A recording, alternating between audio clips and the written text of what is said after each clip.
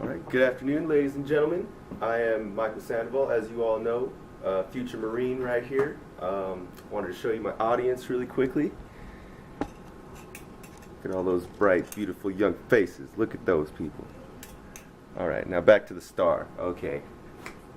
Well, I'm here to inform you guys on what the enlistment process is in joining the United States Marine Corps, or any branch for that matter. My MOS is going to be combat support. As soon as I get out of boot camp, I'm leaving in January. So right now I'm in the delayed entry program, and I train with my office anywhere from 3 to 5 times a week to physically and mentally prepare to go to boot camp so I can get through it without dropping out or failing from it. So it's essential to know what you're getting into and what you want to do when you go to the recruiting office, because it is a scary endeavor and you never know if your recruiter's going to lie to you or such like that. Usually they don't, but there is a stigma for a reason, like that, and it happens unfortunately more than people would like it to. So have you ever seen anybody in an action movie and thought, wow, I really want to be like that guy in uniform? He's over there kicking butt, taking names, he's doing all the right things and he looks cool. Well, the first step to doing that is to go talk to a recruiter. So in order to identify a recruiter, you're going to need to see that obviously he's probably going to be wearing a uniform. He's going to be squared away. They won't look sloppy. They're going to look nice. It's going to be professionalism at its finest. They usually talk different than most other civilians would. They are straight to the point. They're very stern the way they speak, and they don't beat around the bush at all. They're a different breed than most people.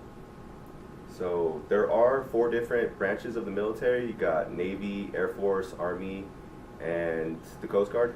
The Marine Corps is a department of the Navy, so they don't really count as their own branch quite yet, even though we're the best. Wink, wink.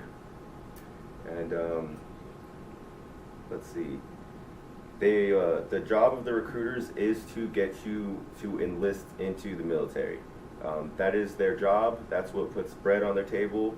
That's what they need to fill a quota for their job to earn their paycheck at the end of the month. They need to fill in so many people per month to keep their job, and that's what their job is. But they do try to help you, for the most part, get what job you want, and they try to put you where you want to be. So for instance, my recruiter, I got the job that I wanted, and I'm very thankful for that, because they could have just threw me in a cooking position, and then nobody really wants to do that. So I get to do combat support, which is something that's really interesting to me. So then they will screen you based off of your ASVAB scores, and they will see if you're even qualified to enlist into the military, first of all, because there is a big enlistment process. You got to go to the military entrance processing station. They're going to physically, mentally, and emotionally test you at times. They will see if you've done any drugs in the past 6 months or so, if you are addicted to anything, if you can move your arms all the way around and do everything that you physically need to do in order to enlist. And then if you qualify through all that, then they'll have you take the ASVAB, and then they'll see what jobs you actually qualify for, because they're not just going to let you go and get a aviation's job when you don't know anything about electricity or anything like that, or how aerodynamics work, because they're not going to spend millions of dollars training you and you still not know what the hell's going on. So after you do all that and you qualify and you finally dep in, they call it depping in, it's when you officially join the delayed entry program. That's when you become a poolee into whatever branch you decide to join. So from then on, they will mentally and physically test you about 2 to 3 times a week. I know my office does. And they hold weekly workouts just to see if you could actually stand up to boot camp. They make sure that you're ready for it. They don't just say, sign up, here you go, and throw you in boot camp when you can't even do a single pull-up, or you can't do anything like that to help save somebody's life. So that's the way it's going to be for the next few months until you actually go to boot camp. Now, once you graduate from boot camp, that's when you officially earn the title of whatever branch that you go in. If you're Air Force, you're going to be officially an airman. If you go to boot camp for Marine Corps, you're going to officially be a Marine. So they will test you on knowledge and rank structure from time to time just to help you learn. So it's just like a giant school that really prepares you for the rest of your career. It really is going to help you. All the benefits outweigh whatever negatives there really aren't much, besides you kind of lose a little bit of your freedom, but in the long run, it's definitely worth it.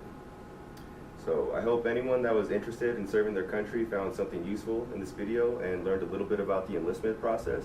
If anybody has any questions or comments, concerns, feel free to email me and just let me know, and I will get back to you as soon as possible. Thank you for your time.